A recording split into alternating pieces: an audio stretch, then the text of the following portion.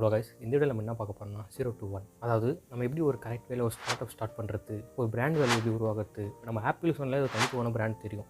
அதுமாரி எப்படி ஒரு பிராண்ட் உருவாகுது, 10 கம்பெனி தான் அது தனியாக நம்ம கம்பெனி தெரியுமே, நம்ம எப்படி ஒரு கம்பெனி உருவாக்குறது, எப்படி ஒரு மோனோபாலி கம்பெனி உருவாக்குறது அப்படின்றது எல்லாத்தையும் இந்த வீடியோவில் பார்க்கலாம். நம்ம சேனல் நீங்கள் இப்போ தான் ஃபஸ்ட் டைம் வரீங்கன்னா லைக் பண்ணி சப்ஸ்கிரைப் பண்ணிக்கோங்க. வாங்க வீடியோக்குள்ளே போகலாம். இந்த உலகத்தில் பெரிய பெரிய மில்லியனர்ஸ் எடுத்துக்கலாம். Elon Musk, Adani, Mukesh Ambani, Steve jobs, mark Zuckerberg, இவங்க பிஸ்னஸ் மட்டும் இப்படி இப்படி மிராக்குலஸாக இருக்குது.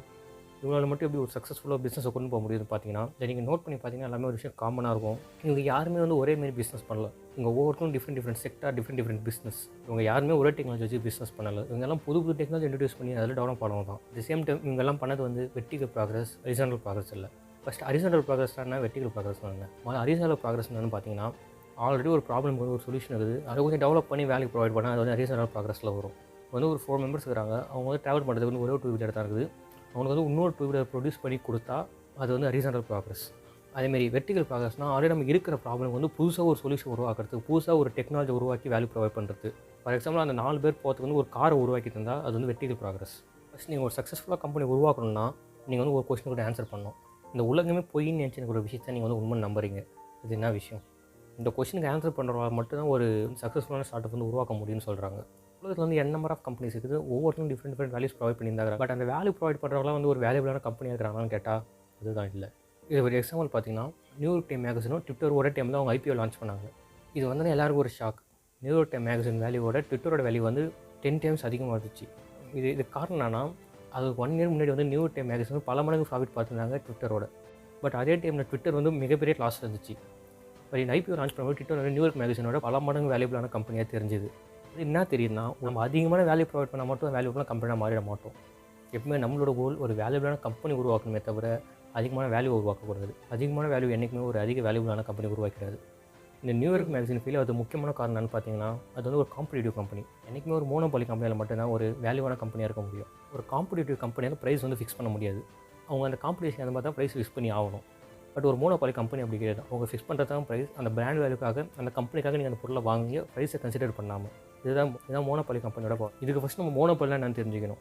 ஃபஸ்ட் மோனோபாலி கம்பெனி என்னன்னு பார்த்தீங்கன்னா, ஒரு மார்க்கெட்டில் எந்த கம்பெனி டாமினேட்டாக இருக்குதோ அதான் மோனோபாலி கம்பெனி. இது 2 விஷயம் இருக்குது. ஃபஸ்ட்டு ஒரு மோனோபாலி கம்பெனி ஒரு மோனோபாலி கம்பெனியே சொல்லிக்க மாட்டாங்க.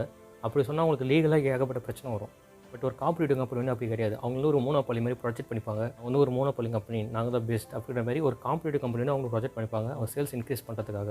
நீங்கள் ஒரு கம்பெனி ஸ்டடி பண்ணால் அவங்களோட ஆடை பொறுத்தோ இல்லை அவங்க ஃபினான்ஷியல் கண்டிஷனை பொறுத்தோ ஸ்டடி பண்ணக்கூடாது. அவங்களோட கோர், அவங்க அடித்தளம் எப்படி இருக்குது, அவங்க என்ன மாதிரி கம்பெனின்றதை அதை வச்சு தான் நம்ம முடிவு பண்ணணும். நம்ம ஏன் மோனோபாலி கம்பெனியை ஸ்டடி பண்ணணும் அப்படின்றது ஒரு பெஸ்ட் எக்ஸாம்பிள். 2011 டைமில் கூகுள், மைக்ரோசாஃப்ட் ஒரு மோனோபாலி கம்பெனி. இவங்க 2 பேரோட ஷேர் இண்டிவிஜுவலாகவே அதிகமாக இருந்துச்சு ஆப்பிளோட. ஆஃப்டர் 3 இயர்ஸ் 2030 நீங்கள் பார்த்தீங்கன்னா, இவங்க 2 பேரும் ஷேரை சேர்த்தா கூட ஆப்பிளோட ஷேரை பீட் பண்ண முடியல. அந்த அளவுக்கு ஆப்பிள் வளர்ந்துருந்தாங்க. இது காரணம் என்ன? மைக்ரோசாஃப்ட், கூகுளும் இவங்க 2 பேரும் காம்படிஷனுக்குள்ளே இறங்க ஆரம்பிச்சிட்டாங்க. வெர்டிகல் ப்ராக்ரஸ் பண்ணுறதுக்கு பதிலாக ஹரிசாண்டல் ப்ராக்ரஸ் பண்ண ஆரம்பிச்சிட்டாங்க. ஃபார் எக்ஸாம்பிள், இவங்க க்ரோம் சர்ச் இன்ஜின் லான்ச் பண்ணால் அவங்க பிங் சர்ச் இன்ஜின் லான்ச் பண்ணுறது, இவங்க ஒரு ஆப் லான்ச் பண்ணால் இவங்க ஒரு ஆப் லான்ச் பண்ணுறது, இவங்க ஒரு ஆப் லான்ச் பண்ணால் இவங்க ஆப் லான்ச் பண்ணுறது, மாற்றி 2 பேர் புதுசாக ஒரு டெக்னாலஜி இன்வென்ட் பண்ணாமல் ஒரு ஹரிசாண்டல் ப்ராக்ரஸில் அவங்க கம்பெனி ப்ராக்ரஸ் பண்ண ஆரம்பித்தாங்க. ஆனால் ஒரு மோனோபாலி கம்பெனின்றதை மறந்து ஒரு காம்படிஷனுக்குள்ள உள்ள வந்தாங்க. இவங்க ஒன்று பண்ணால் அதை காப்பி பண்ணி இவங்க ஒன்று பண்ணுறது, இவங்க ஒன்று பண்ணால் இதை காப்பி பண்ணி இவங்க ஒன்று பண்ணுறது. ரிப்பீட்டடாக அவங்க பண்ணின்றதுக்கோசம் அவங்க ஷேர்ஸை லாஸ் பண்ணாங்க. இந்த டைமில் ஆப்பிள் புது டெக்னாலஜி இன்வென்ட் பண்ணி, புதுசாக டெக்னாலஜி இன்வென்ட் பண்ணி மார்க்கெட்டில் லான்ச் பண்ணி அவங்க ஒரு மிகப்பெரிய குரோத்தை பார்த்தாங்க. அவங்க ஒரு மிகப்பெரிய மோனோபாலி கம்பெனியாக மாறினாங்க. இதனால நம்ம எது பண்ணாலும் ஹரிசாண்டல் ப்ராக்ரஸ் பண்ணாமல் வெர்டிகல் ப்ராக்ரஸில் பண்ணணும். இனிமேல் நம்ம வெர்டிகல் ப்ராக்ரஸ் பண்ணால் ஒரு மிகப்பெரிய குரோத்தை பார்க்கலாம். மோனோபாலி கம்பெனி நீங்கள் ஸ்டார்ட் பண்ணணும்னா ஒரு 4 விஷயம் நீங்கள் ஞாபகத்தில் வச்சுக்கணும்.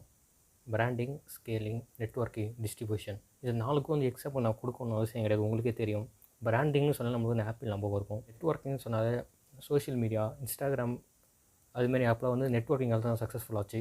ஸ்கேலிங் நம்ம ஒரு பிஸ்னஸ் நம்ம அடுத்து எப்படி கொண்டு போக போகிறோம், எந்தெந்த மார்க்கெட்டில் லான்ச் பண்ணி எந்தெந்த மார்க்கெட்டுக்கு கொண்டு போகிறன்ற ஒரு ஐடியா உங்களுக்கு என்றைக்குமே இருக்கணும். அண்ட் டிஸ்ட்ரிபியூஷன், நம்ம ஒரு விஷயத்தை உருவாக்கிட்டால் மட்டும் பத்தாது, அது எப்படி கொண்டுன்னு போகணும், அதுக்கான ஒரு ப்ராப்பர் டீம் நம்மக்கிட்ட இருக்கணும். நாம் எப்படி ஒரு மோனோபாலி கம்பெனியை ஸ்டார்ட் பண்ணணும்னா, நம்ம எப்பயுமே எடுத்தோன்னே ஒரு பெரிய மார்க்கெட்டை டார்கெட் பண்ணக்கூடாது. நம்ம ஒரு சின்ன மார்க்கெட்டை டார்கெட் பண்ணி அந்த மார்க்கெட்டில் நம்ம டாமினேட் பண்ணணும். அதுக்கப்புறமா கொஞ்சமாக ஸ்கேல் அப் பண்ணி பெரிய லெவலுக்கு கொண்டு போகலாம். இதுக்கு ஒரு மிகப்பெரிய எக்ஸாம்பிள் பார்த்தேன், அமேசான் தான். நீங்கள் அமேசானில் கிடைக்காத பொருள் எதுவும் கிடையாது. பட் அவர் ஸ்டார்டில் ஒரு சின்ன மார்க்கெட்டை டார்கெட் பண்ணார். ஆரம்பத்தில் புக்கு மட்டும் தான் விற்க ஆரம்பித்தார்.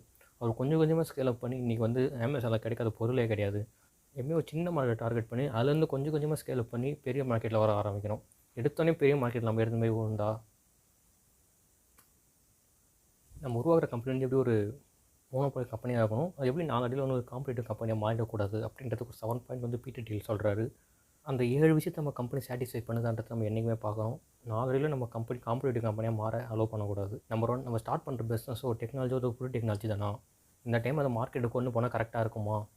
ஏன்னா ராங்கான டைமில் கரெக்டான டெக்னாலஜி கொண்டு வந்து ஃபெயில் ஆனவங்க நிறைய பேர் இருக்காங்க. நம்ம கொண்டு போகிற டெக்னாலஜி வந்து அந்த டைம் பீரியடுக்கு கரெக்டான டெக்னாலஜி தானா, இந்த டைமுக்கு இந்த டெக்னாலஜி சக்ஸஸ் ஆகுமா அப்படின்றதெல்லாம் ஸ்டடி பண்ணி தான் நம்ம டெக்னாலஜி நம்ம மார்க்கெட்டுக்கு கொண்டு போகணும். நெக்ஸ்ட் இந்த பிஸ்னஸுக்கான கரெக்டான டீம் நம்மக்கிட்ட இருக்கா அப்படின்றத வந்து நமக்கு இன்னும் கன்ஃபார்ம் பண்ணணும். ஒரு சேம் மாதிரி ஒரு குட் ப்ராப்பரான டீம் இருந்தால் மட்டும்தான் நம்மளால் கரெக்டான வேலை பிஸ்னஸை கொண்டு போக முடியும்.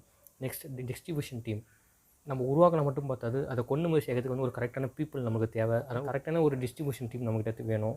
நெக்ஸ்ட் நம்ம பிஸ்னஸோட டியூரபிலிட்டி, நம்ம உருவாக்குற பிஸ்னஸ் வந்து இன்றைக்கி எப்படி இருக்கும், அடுத்த 20 இயர்ஸ்க்கு எப்படி இருக்கும், இன்றைக்கி இருக்கிற ப்ராப்ளம் சால்வ் பண்ணுமா, அடுத்த 20 இயர்ஸ்க்கு இருக்கிற ப்ராப்ளம் சால்வ் பண்ணுமா அப்படின்றத நம்ம என்றைக்குமே கன்ஃபார்ம் பண்ணிக்கணும். ஏன்னா இந்தியாவில் ஒரு 90% ஸ்டார்ட் அப் வந்து ஃபஸ்ட்டு 5 இயர்ஸ்லேயே வந்து ஃபெயில் ஆகுது.